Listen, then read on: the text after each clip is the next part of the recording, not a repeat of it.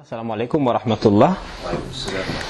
Bueno, os tenía que hablar técnicamente de la relación con los no musulmanes. Lo voy a intentar enfocar desde otra perspectiva más centrada, porque yo puedo venir aquí y deciros muy bien, hay que tratar muy bien a los musulmanes, etcétera, etcétera, pero quiero ir a lo práctico, es decir, lo que nos afecta hoy en día, que es muy bien, ¿cuál es el trato con no musulmanes? Pero no solo en la teoría, sino en la práctica. ¿Por qué generalmente los musulmanes adoptamos las posturas que adoptamos a la hora de tratar con el entorno y con aquellos que no son musulmanes? ¿Vale? Es decir, lo trataré desde un enfoque más de comportamiento, si se puede decir así, o de la forma en la que nos comportamos en cuestiones religiosas e interpretamos la escritura en cuestiones religiosas, y asimismo utilizaré el Corán un poco como referente, ¿vale?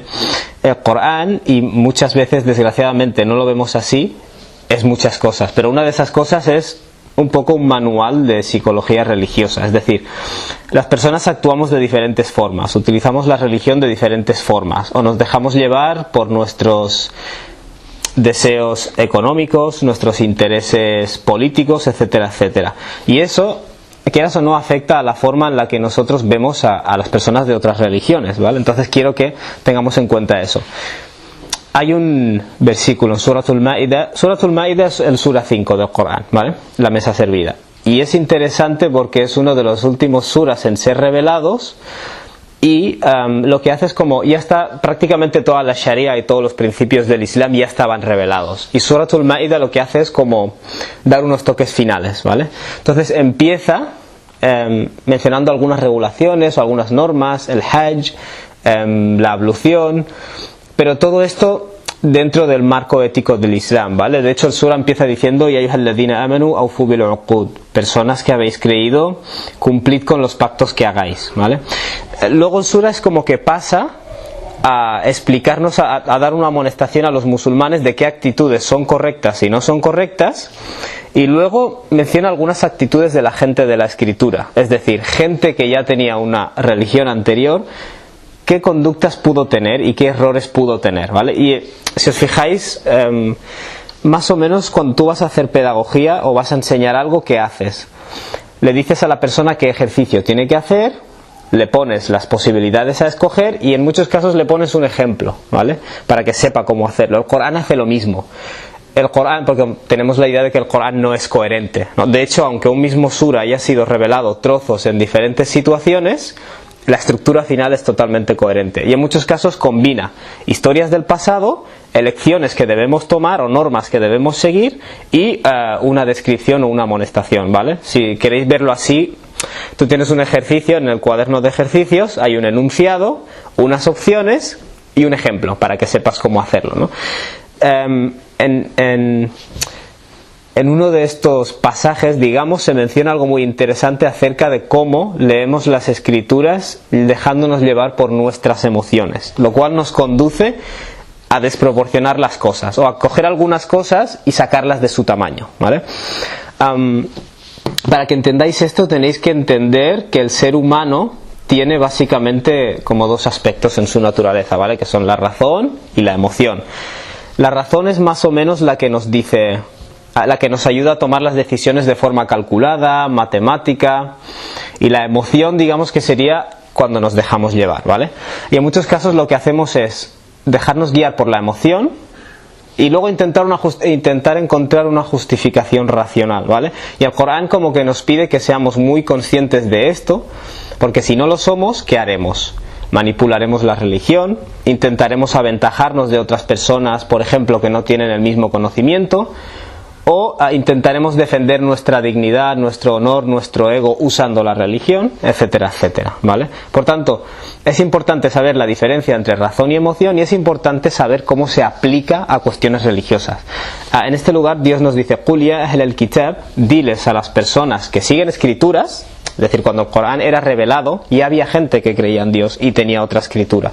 Entonces el Corán, Dios insta al profeta a decirle a estas personas: diles, personas que ya seguís escritura. Los musulmanes, cuando escuchamos esto, automáticamente decimos: esto es una lección de historia, ¿vale? Que tenemos que tener en cuenta para nosotros tomar nota de lo que se tiene que hacer y lo que no, ¿vale? Es como en el ejercicio, la parte que sirve de ejemplo, ¿vale?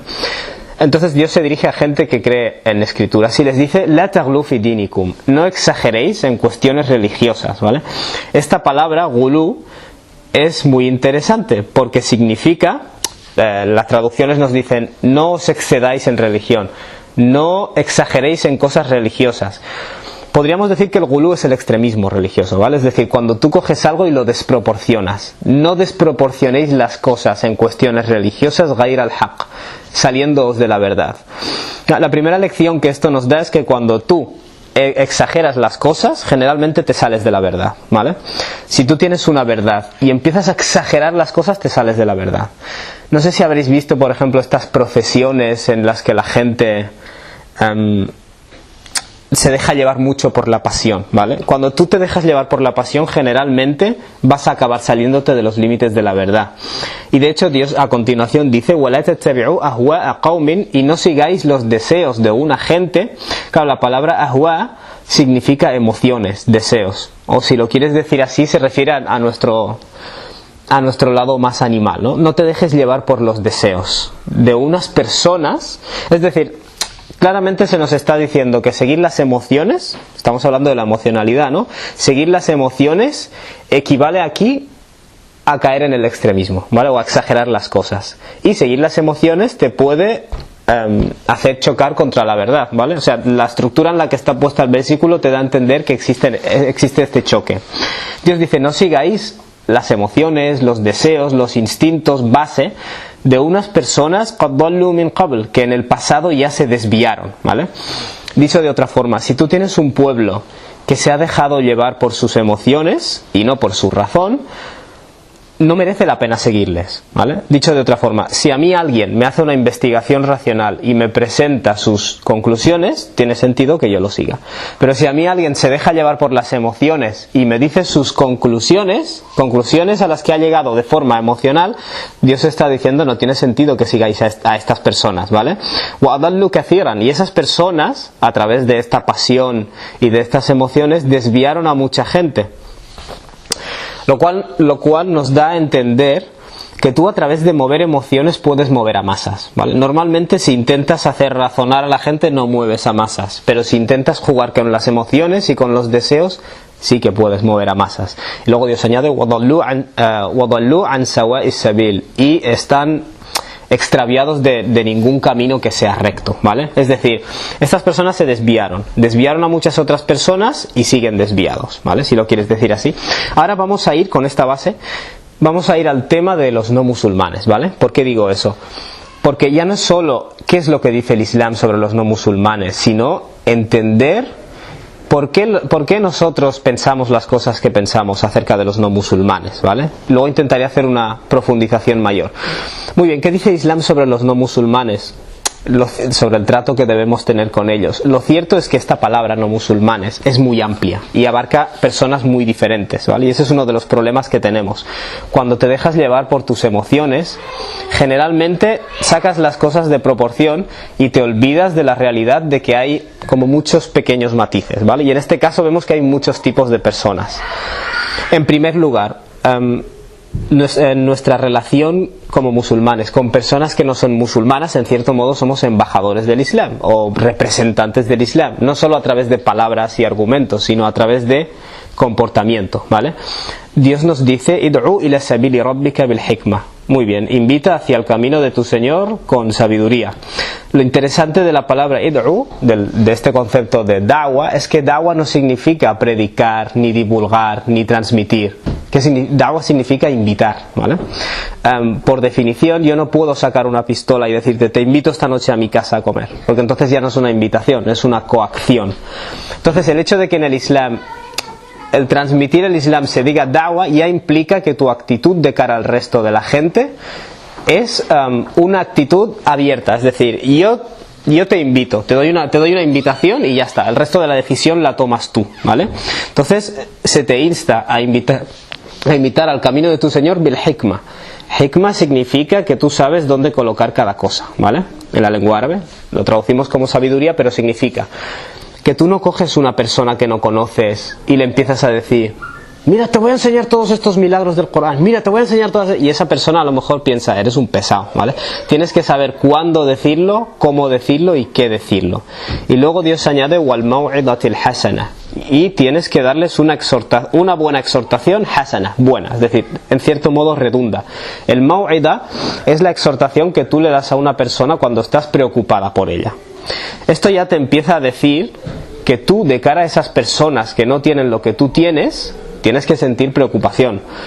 Si yo tengo comida y conoces a gente que no tiene comida, tú generalmente sientes una preocupación hacia esas personas, ¿no? Sincera, a la hora de darles caridad, ¿no?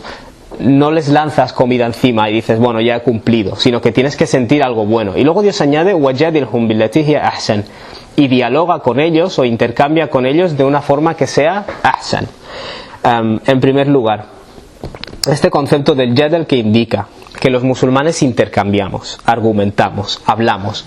Volviendo al tema de las emociones, hay personas que cuando te quieren invitar a su camino o a su religión te dicen, bueno, tienes que dejar que el espíritu venga y te haga sentirte bien, y cuando lo tengas dentro encontrarás la guía. Es decir, es una cuestión de emociones en muchos casos. El hecho de que Dios use aquí el jadal o el intercambiar argumentos ya indica que es una cuestión que no es puramente emocional. Puedes argumentarla, puedes intercambiar, ¿vale? Pero luego Dios dice billati hiya ahsan. Haz este jadal, haz este intercambio con aquello que sea mejor, ¿vale? Y lo bonito de la palabra ihsan es que además de excelencia, haz las cosas de forma excelente, significa de forma bella, ¿vale? Es decir, trata a la gente de forma bella. Muy bien, muy interesante.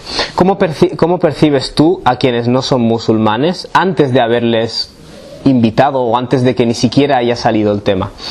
En muchos casos, bueno, vemos en el Corán que Dios envía a diferentes pueblos a diferentes profetas, y la forma en la que lo plantea es lo siguiente, con muchos profetas diferentes. Dios dice, por ejemplo, wa ila adin akhahum hudan. Al pueblo de Ad, Dios les hizo llegar a su hermano Hud, ¿vale? Y los comentadores del Corán subrayan la palabra hermano porque dicen, muy bien, tú te presentas como musulmán, como persona que conoce el Islam, ante un pueblo, que es tu pueblo, que todavía no conoce eso. Pero tu enfoque, ¿cuál es? Estas personas son mis hermanos, ¿vale? Lo digo porque estas cosas son cosas que nadie tiene en cuenta realmente. Nadie estudia en profundidad estas cosas.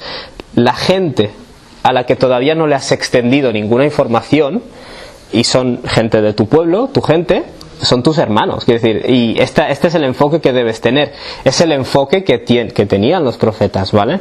Pero ¿qué ocurre cuando tú, por ejemplo, extiendes este mensaje y esas personas no responden bien del todo, o incluso se burlan? Entonces, ¿qué tienes que hacer? Dejar de verles bien, verles mal, desearles el mal.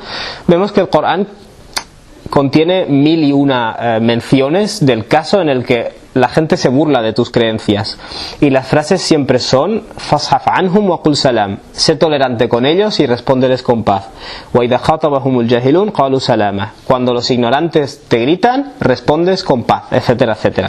Es decir, siempre vemos que tu respuesta ante un mal comportamiento es la paz, digamos. Paz quiere decir seguridad, ¿vale? Salam quiere decir seguridad, tú no les agredes, no les atacas. ¿Y cuál es la función de eso? La función de esto es que tú no solo estás representando lo correcto, representando la verdad a través de principios. Aquí tengo estas normas, estas leyes, no como cerdo, sino a través de tu comportamiento. El hecho de que la gente te trate mal y vea que tú estás respondiendo bien, normalmente ellos piensan, oye, mira, es un tío muy equilibrado o una tía muy equilibrada, no se deja llevar por las emociones, y de hecho yo le trato mal y me responde bien, ¿vale? Y eso, quieras o no, va creando un buen rollo, podríamos decir así, ¿vale? ¿Qué nos dice, por ejemplo? Estoy intentando dejar claro que hay muchos tipos de no musulmanes. Esto de los no musulmanes es como muy amplio, ¿vale? ¿Qué nos dice, por ejemplo, el Corán acerca de que si tú tienes un familiar que rechaza la verdad, tienes que odiarle, Es interesante que el tío del profeta, hasta el momento en el que el profeta murió, no aceptó la verdad, ¿vale? La rechazó, pese a que él creía totalmente en su sobrino. Es decir, yo sé que es verdad, pero yo tengo unas alianzas tribales que no me permiten hacer este cambio. Cuando esta persona murió, el profeta estaba muy afectado, naturalmente, y Dios reveló, innaka la tahdi man ahbabt, en realidad tú no guías a las personas que tú amas, ¿vale? De nuevo, los eruditos subrayan la palabra ahbabt, a quien tú amas. Es decir, el profeta Muhammad ﷺ, ¿qué es lo que muestra con su conducta? Que si tú tienes un ser querido que no acepta la verdad, eso no es un impedimento para que le ames. Dios te está diciendo, tú no guías a quien amas. Por tanto, por definición, esas personas de tu familia tú les amas. Tú tienes primos que no son musulmanes, tienes tíos que no son musulmanes, tienes abuelos que no son musulmanes, y no hay nada en el Islam, contrariamente a lo que algunas personas que se dejan llevar por las emociones podrían decirte, tú no dejas de amar a esas personas. De hecho, si dejas de amar a las personas de tu familia, es una señal de alarma, porque hay algo en tu humanidad que está fallando, ¿vale? ¿Qué ocurre, por ejemplo, si tus padres son gente que se esfuerza en que no sigas el Islam? Dios nos dice, وَإِنْ جَاهَدَكَ, si ellos se esfuerzan contra ti, si ellos te hacen jihad, ¿vale? Jihad significa esforzarse. Si se esfuerzan en que tú cometas shirk o coloques a otros junto a Dios, فَلَا تُطِعْهُمَا, no les obedezcas. Pero, وَصَاحِبْهُمَا فِي الدُّنْيَا مَعْرُوفًا, aún así, permanece junto a ellos en este mundo de forma correcta, ¿vale? Es decir, muy bien, ya no es solo que yo ame a mis familiares no musulmanes, es que incluso si mis progenitores, que son los que tienen mayor influencia, en cierto modo intentan alejarme, yo respondo de la forma correcta. Es decir, tengo que seguir, no les obedezco en lo que esté mal, sin duda, pero aún así me comporto de las formas correctas con ellos, ¿vale? Vemos que el Corán habla de muchos tipos de no musulmanes diferentes, ¿vale? Y esos son matices que generalmente perdemos. Muy bien, vamos a imaginar que vives en un entorno o en un pueblo que rechaza el Islam en masa, mayoritariamente. ¿Tú qué es lo que haces? ¿Deseas su destrucción?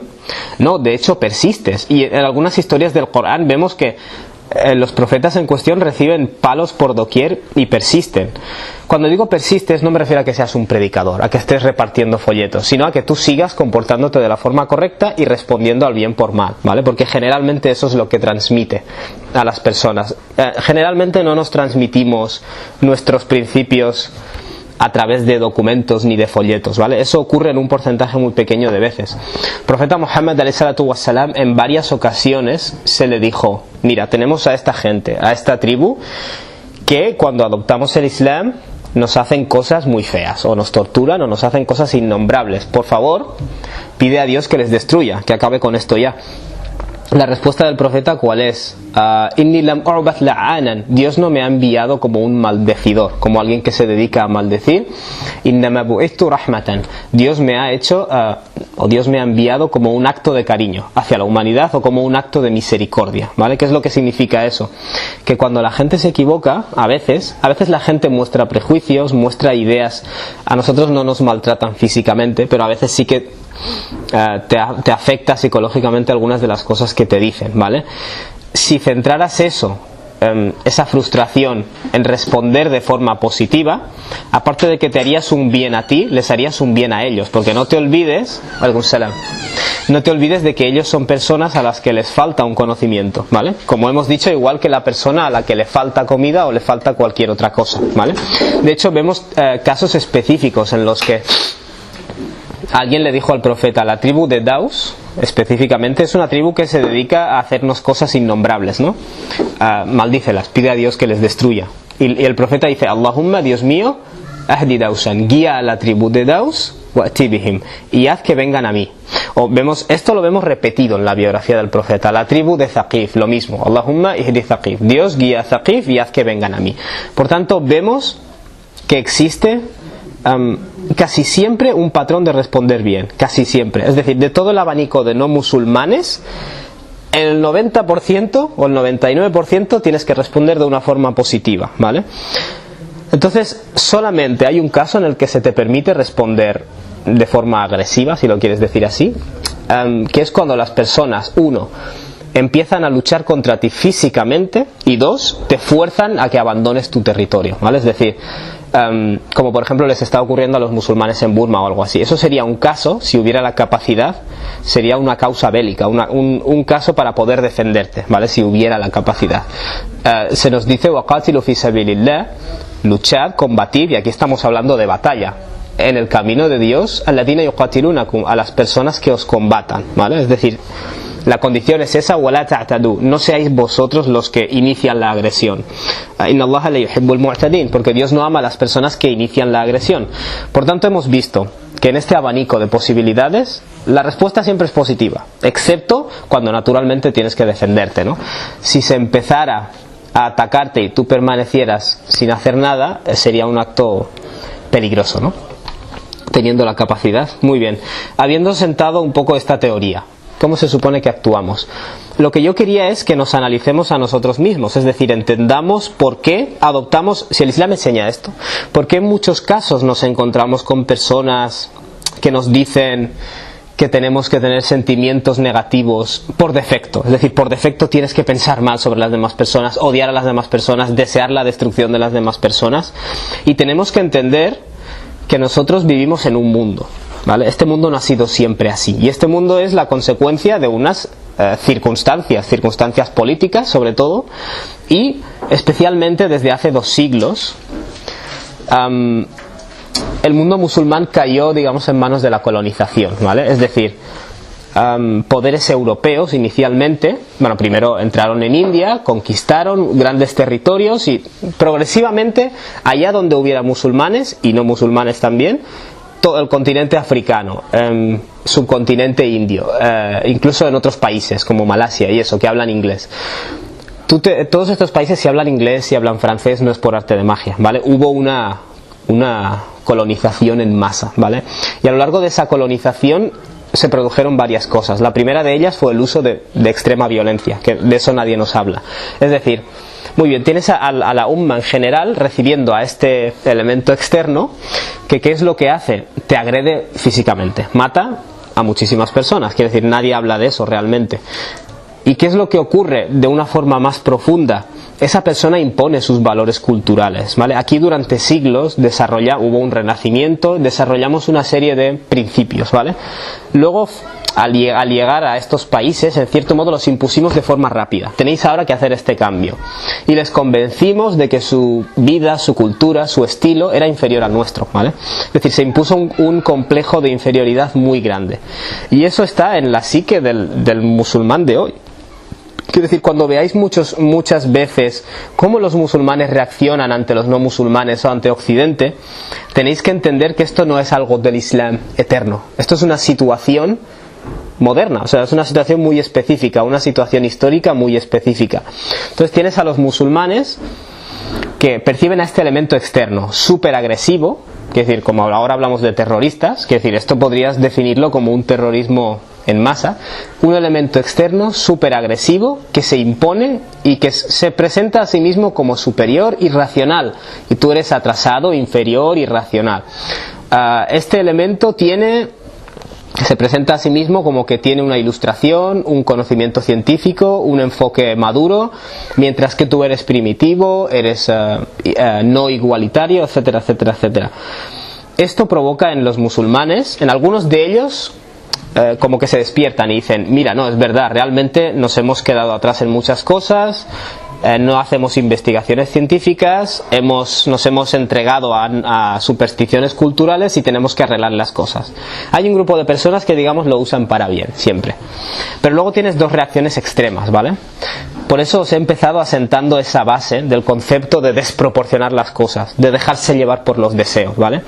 Y lamento que no utilicemos el Corán a menudo como un manual, ¿no?, de terapia o un libro de autoayuda, porque nos ayuda a diagnosticar por qué nos comportamos de determinadas formas, especialmente en nuestra forma de actuar de cara a la religión. Entonces tienes estas reacciones extremas. Una de ellas intenta romper todo el Islam, ¿vale? Es decir, es verdad, toda la tradición del Islam no vale para nada, toda esta gente eran tontos, vamos a coger el Corán y reinventarlo todo, es decir, reinterpretar las palabras, las frases, romper totalmente con la tradición. Pero luego tienes otro extremo que lo que dice es, mira, este invasor externo nos ha destruido la cultura, nos ha destruido la autoestima, y lo que tenemos que hacer es precisamente oponernos a él, ser todo lo contrario a él, ¿vale? Es decir, es un poco el miedo a la influencia de este ser que te conduce a ser agresivo, ¿vale? Aquí la agresividad sería una consecuencia del miedo, ¿vale? Quiero que tengáis en cuenta porque esto es una consecuencia del mundo en el que hemos nacido y de unos factores políticos de la era moderna que afectan a muchas de las noticias que veis. Es decir, la gente dice, ¿cómo que los musulmanes hacen eso? Y ya no es el hecho de que sean musulmanes, sino ¿cuál es el curso de eventos que ha provocado esto? ¿Vale? Por ejemplo, en las últimas 80, 90, 2000, en las últimas 3 décadas, casi 4, se ha descubierto petróleo en muchos países.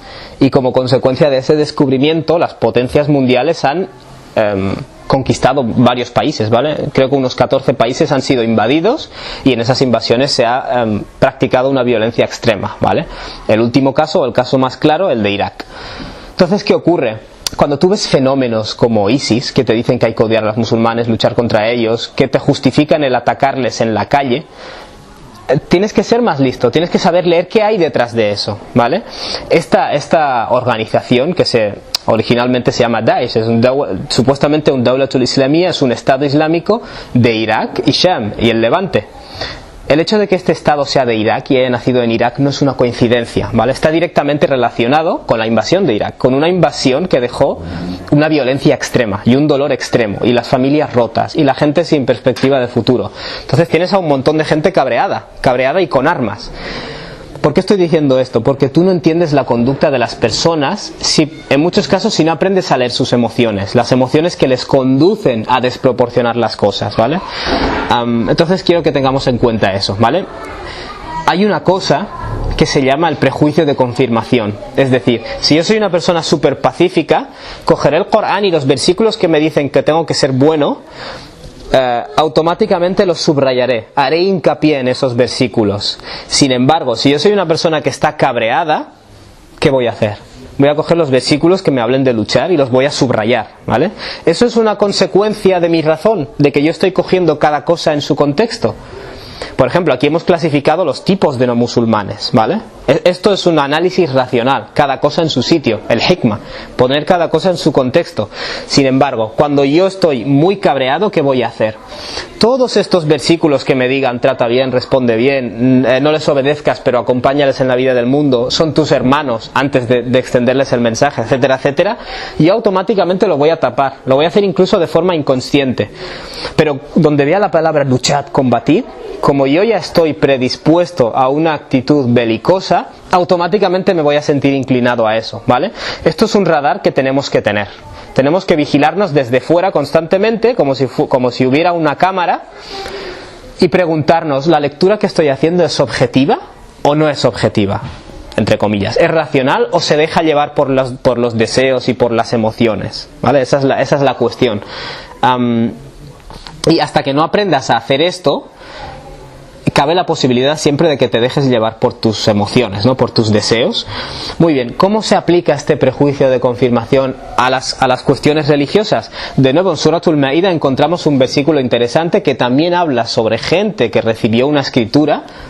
Para mí es fascinante. Dios dice, فَبِمَا نَقْضِهِمْ مِثَاقَهُمْ, como consecuencia de que rompieron su pacto, لَعَنَّاهُمْ, los maldecimos, ¿vale? Está hablando de una umma del pasado que violó los principios o la guía que Dios les había establecido, ¿vale? Es decir, ellos violaron los principios. Y fijaos lo que dice Dios, وَجَعَلْنَا قُلُوبَهُمْ قَاسِيَةً, e hicimos que sus corazones se endurecieran, ¿vale? En el Corán, el corazón es la parte espiritual del ser humano, ¿vale? Y cuando Dios dice que el corazón se vuelve rígido, ¿qué significa? Que pierde sensibilidad, ¿vale? Es decir, Dios está hablando de personas que dejaron de lado el din y se volvieron espiritualmente insensibles, ¿vale? ¿Y cuáles son las consecuencias de esta falta de sensibilidad? يُحَرِّفُونَ الْكَلِمَ عَنْ مَوَاضِعٍ, distorsionan las palabras de su lugar apropiado, ¿vale? O distorsionan las palabras del contexto que les corresponde, punto número 1. Y punto número 2, وَنَسُوا حَظًّا مِمَّا ذُكِّرُوا بِهِ, y olvidan una porción de aquello que se les recordó, es decir, se saltan una parte de la escritura, se olvidan de una parte de la escritura. Recapitulo. 1. Violas el contexto de las cosas, y en segundo lugar omites las cosas que no te convienen o que no te interesan, ¿vale? Si yo tengo versículos que me hablan de tratar bien a la familia y otros que me hablan del tamaño de la barba, que curiosamente no hay ningún versículo que hable de eso, pero es por poner un ejemplo, Si yo estoy obsesionado con el tamaño de la barba, me centraré en el versículo del tamaño de la barba y lo desproporcionaré. ¿Qué dice Dios? Voy a sacar las cosas del contexto y luego lo otro lo voy a omitir, lo voy a dejar de lado, ¿vale? Estos son dos ejercicios de una misma actividad, que es la actividad de la persona que se ha vuelto insensible, que se está dejando llevar por unos deseos, por una ira, por una rabia, ¿vale? Por ejemplo, hay musulmanes, hablando de la insensibilidad espiritual, que te recriminan que el tamaño de tu barba no es suficiente, porque es la sunna y hay que seguirlo. Sin embargo, esas personas nunca te dicen, no sonríes lo suficiente. La sonrisa también forma parte de la sunna, quiere decir, es parte de la sunna del profeta sonreír, ¿vale? Pero curiosamente esas personas no te recriminan esto, te recriminan otras cosas, es decir, cogen unas cosas y las sacan de proporción. Luego hay muchísimas otras cosas que parece que ni existen, ¿vale? Ese es el problema que tenemos cuando nos estamos dejando llevar por las emociones. Todo el concepto de rahma, de misericordia que existe en el Islam, hacia los padres, hacia los no musulmanes, hacia los animales, etcétera, etcétera, tapado. Lo dejan ahí de lado. Pero cuando se habla de luchar, lo sacan de contexto. Lo sacan de contexto quiere decir que aunque esos pasajes se refieran a gente que te está atacando, ellos lo magnifican y dicen, no, toda la gente que está en la calle, esto aplica a ellos, ¿vale? Es decir, te saltas el contexto de algunas cosas, lo desproporcionas y otra parte de lo que se te ha recordado, lo omites, ¿vale? Por ejemplo, el concepto de distorsionar las palabras. Dios dice, yuharrifun al-kalim. Vemos que una palabra que yo veo súper distorsionada es la palabra kafir. Te dicen los kufar, los kufar, los kufar. El Corán no llama nunca kafir a estas personas que no han recibido el mensaje. Por ejemplo, cuando Dios envía a un profeta a un pueblo, que le dice, ¿les envía a los kufar? No, le dice, les envía a su hermano, wa ajahum hudan, a su hermano Hud, al pueblo correspondiente, ¿no? Es decir, entonces, ¿qué ocurre? Al pueblo de Ad, su hermano Hud. Entonces, ¿qué ocurre? La persona que todavía no ha recibido el mensaje es tu hermano, en cierto modo.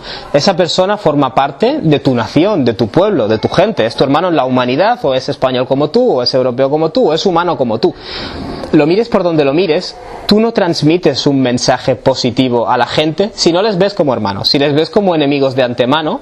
Quiere decir, cada una de estas palabras está muy bien escogida. Cuando Dios te dice que invites bil maw'idatil hasana, a través del consejo sincero de preocuparte por las personas, naturalmente, y en otro versículo te dice, Dios envía a tal profeta, es decir, a tal pueblo a su hermano X.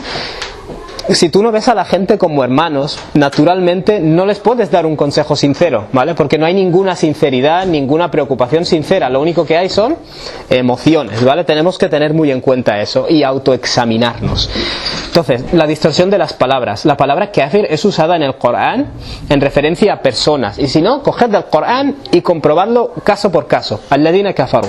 Personas a las que el profeta les hizo llegar un mensaje y esas personas lo rechazan, ¿vale? Y generalmente ese rechazo viene acompañado de burlas, de una mala reacción, etcétera, etcétera. Y si no, insisto, coged el Corán y haced la prueba.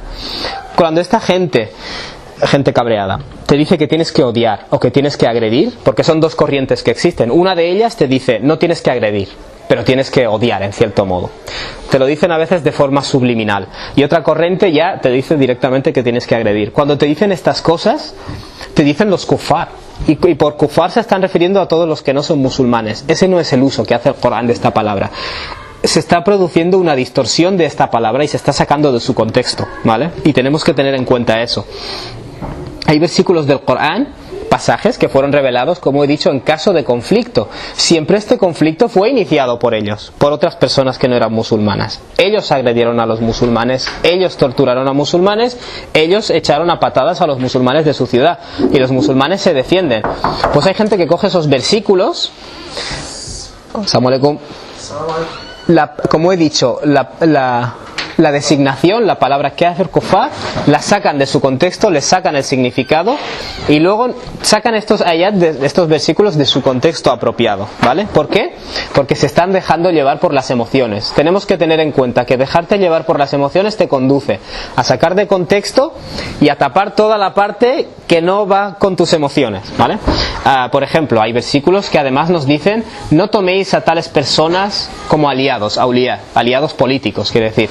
Estos versículos naturalmente han sido revelados en un contexto de conflicto. Los creyentes se tienen que aliar entre sí, mantenerse unidos, no dividirse y aliarse con otras fuerzas que lo van a usar para hacerte daño.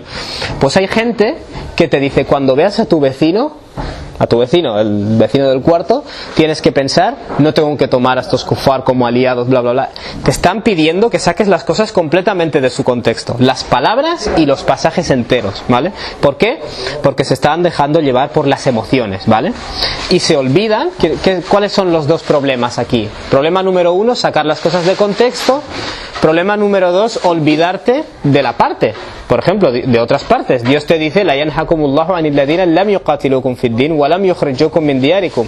Sobre la gente que ni te ha combatido ni te ha expulsado, Dios no te impide an tabarruhum wa tuqsitu ilayhim, que seas recto con ellos, cumplidor con ellos y seas equitativo con ellos, actúes de la forma justa con ellos, ¿vale? Inna Allaha yuhibbul muqsitin. Dios ama a la gente equitativa. Es decir, coges lo que habla de conflicto y lo desproporcionas, lo sacas de su contexto, no tienes en cuenta el significado de las palabras, yuharrifuna al-kalima an mawadi', y luego aquellas cosas que claramente te dicen solo se te está hablando de aquellos que te han agredido, lo tapas. Cuando el profeta te dice que no agredes a quienes no te están combatiendo, lo tapas, ¿vale? ¿Por qué? Porque estás leyendo la religión en base a tus emociones. Esto se puede transferir a todos los aspectos de la religión, ¿vale? Por ejemplo, imaginaos que a mí me gusta rezar toda la noche, ¿vale? ¿Qué me dice Dios en el Corán? Dios habla de personas que se levantan por a mitad de la noche. Ahora no me viene a la mente. Se levantan a mitad de la noche y se dedican a rezar a su Señor Jaufan wa Tama, con temor y con anhelo, ¿vale? Pues yo me aferro a este versículo y me paso la noche rezando. Cuando mi mujer me dice, oye, deberías descansar, mañana trabajas, oye, me apetece estar contigo, ¿yo qué le digo? Las personas se levantan por la noche, es decir, le menciono el versículo del Corán. Mencionar un versículo del Corán no es garantía de que lo que estás diciendo es verdad. ¿Por qué? Porque cabe la posibilidad de que te estés dejando llevar por tus emociones, es decir, en la práctica estés desproporcionando las cosas, estés sacando del contexto y te estés olvidando de otras cosas. El profeta también se encontró a gente, alayhi salatu wassalam, que rezaba toda la noche. ¿Y qué le dijo a una persona que rezaba toda la noche? Tu cuerpo tiene unos derechos sobre ti, es decir, tu cuerpo tiene derecho a que descanses, es un derecho de tu organismo, ¿vale? Desde el punto de vista del Islam, este organismo, por cierto, es un alquiler que Dios te ha dado, estrictamente no te pertenece, ¿vale? Y tiene derechos sobre ti. Si tú castigas a tu cuerpo, si tú no paras de beber cerveza y destrozas tu hígado, tu cuerpo tiene derecho a quejarse de lo que estás haciendo.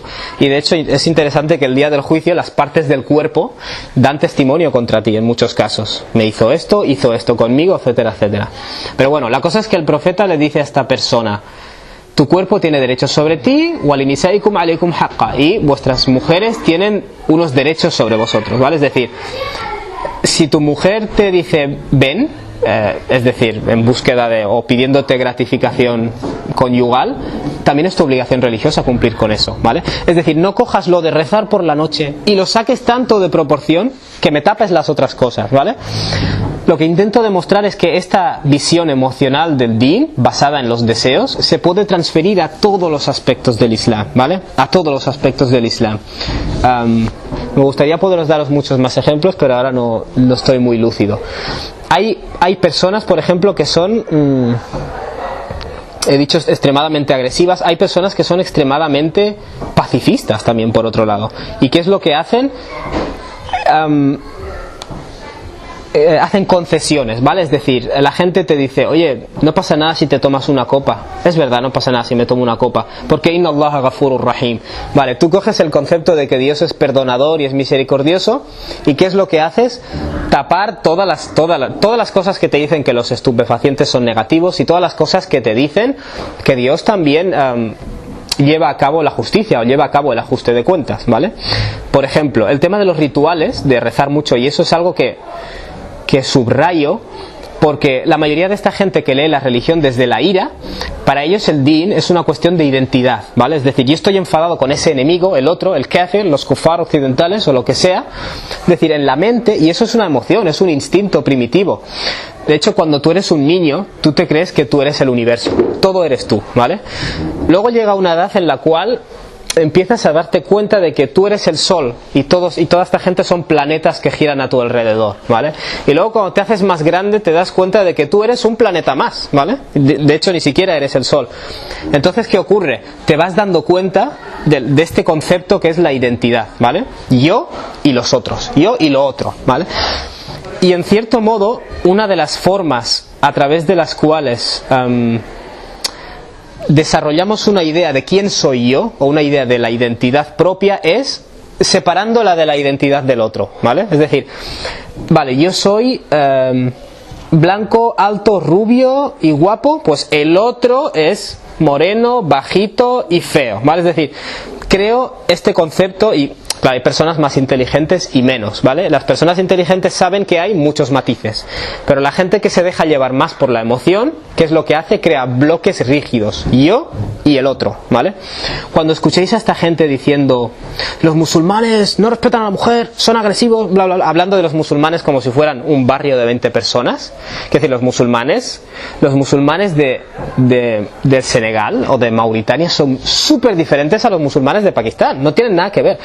Esta creación de bloques, nosotros, occidental, progresado, cristiano, igualitario, tolerante, musulmán, agresivo, piel oscura, bla bla bla, pero cuando tú miras muchas cadenas de televisión en España, Intereconomía, 13TV, la gente que habla tiene ese nivel. Es un instinto muy primitivo de querer crear estas clasificaciones rígidas, ¿vale? Y el musulmán, ahora lo llaman fundamentalista, hace exactamente lo mismo cuando te habla de los kufar occidentales, como si todos fueran una misma cosa. Lo que he intentado mostrar es que a través del Corán es que realmente hay un gran abanico. Si tu mente tiene la tendencia a simplificar las cosas y crear estos bloques tan rígidos, ten cuidado, porque es peligroso. La gente que ve el mundo en blanco o negro es muy peligrosa, ¿vale? ¿Por qué? Porque hay una gran gama de colores, ¿vale? A veces puede ser un poco útil tener clasificaciones generales, pero es peligroso y hay que saber ponerlo bajo el control de la razón. Ese instinto primitivo, el Corán usa la palabra ahwa, los deseos, ¿vale? Pero se está refiriendo a instintos realmente. Ese instinto de quererte, de ver con malos ojos al otro, es un instinto que puede convertirse en peligroso, ¿vale? Cuando escuchas a algunos católicos de extrema derecha hablando del Islam como si fuera esa cosa, esa gente que nosotros creemos en poner la otra mejilla, ellos creen en la agresividad. Eso es mentira. Realmente el Islam insiste, y yo creo que es la escritura que más insiste, en poner la otra mejilla. Que te encuentres versículos sobre luchar no es ningún problema, porque te está hablando de personas que primero te han combatido, ¿vale? Pero ¿qué es lo que hace esa persona que odia? Dejarse llevar por las emociones, sacar esos versículos de contexto, tapar lo que no le conviene, ¿vale? Y eso lo hacen ellos y lo hacemos nosotros mismos como musulmanes. El otro ejemplo que os quería dar era hay gente que tú le dices tienes que ser honesto en el trabajo, porque el Islam enseña eso, tienes que ser honrado, tienes que tratar bien a tu familia, tienes que tratar, especialmente hombres, tienes que tratar bien a tu mujer, y ellos asumen que eso son tonterías realmente. Yo rezo, yo cumplo, llevo pues una barba muy amplia, que en cierto modo quiere decir mucha piedad en su visión de la religión, y ya está, con eso me basta. Y viviendo entre esta gente llevo un gorrito y un vestido largo, ya estoy claramente, tengo una identidad musulmana. La identidad musulmana es entregarte al Islam, cumplir con el paquete. No desproporcionar una cosa y tapar el resto, ¿vale? A esta persona, cuando le amonestas al buen trato a su familia, por ejemplo, porque muchas personas religiosas que están en esta tendencia son monstruitos en casa. Estas personas, ¿qué es lo que te dicen? ¿Qué dice Dios? Aqimis salah, establece la oración. Yo cumplo mucho con la oración. Algo falla en tu oración que luego no sientes la necesidad de tratar bien a la gente o tratar bien a tu familia. Esa persona, ¿qué es lo que te dice? Yo pago el zakah, ¿vale? Yo cumplo con una serie de rituales, ¿vale? Si esos rituales no tienen una repercusión en cómo eres, están vacíos, ¿vale? Como he mencionado en otras ocasiones, ¿qué nos dijo el profeta? Habrá un tipo de persona, muflis, fracasado, en bancarrota, que el día del juicio tendrá muchas oraciones y ayunos, pero habrá tratado tan mal a la gente, insultado a la gente y pegado a la gente, que todos esos actos de maltrato superarán al peso de sus actos de adoración, ¿vale? Por tanto, esa persona se olvida de esto, se olvida de este hadith, eso no me interesa, y yo subrayo lo que me interesa, ¿vale? Por eso, ya no es solo cómo se supone que el musulmán tiene que ser con el no musulmán. La idea es, aquí hay mucho grado de matiz, hay muchos tipos de no musulmanes, y luego tenemos que autodiagnosticarnos y entender si estamos leyendo el Din o la guía de Dios en base a unos criterios más o menos racionales, poniendo cada cosa en su sitio, o nos estamos dejando llevar por las emociones, ¿vale? Es importante que hagamos este examen, porque si no, cuando Dios nos habla de gente que ha recibido la escritura y hace este diagnóstico, este psicodiagnóstico religioso, no sirve de nada. Es decir, en muchos casos tenemos estos versículos para decorar, no los usamos para autodiagnosticarnos, ¿vale? Y ese es un cambio de enfoque que tenemos que hacer. ¿Cómo hay que llevarse con el no musulmán? Es una cuestión muy amplia. Quiero decir, la respuesta siempre es positiva a menos que la persona te esté agrediendo.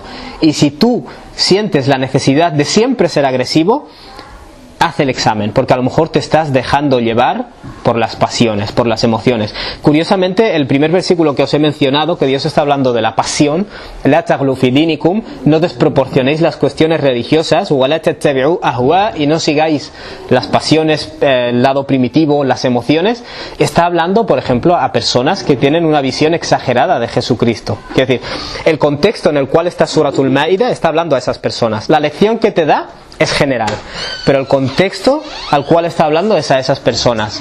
¿Y por qué es tan importante? ¿Cómo aplica esto a esas personas?